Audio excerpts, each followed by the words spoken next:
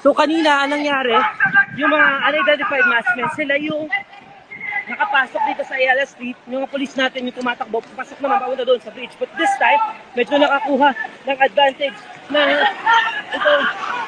ito. Merong nahuli dito, May isang nahuli.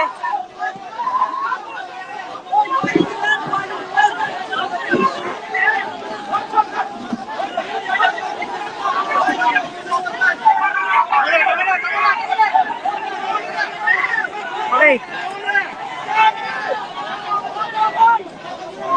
Baba.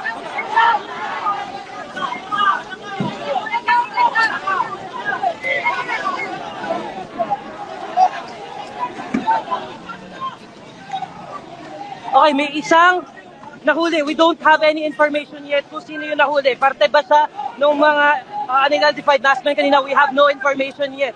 Pero isang tao ito, hinuli ng mga pulis.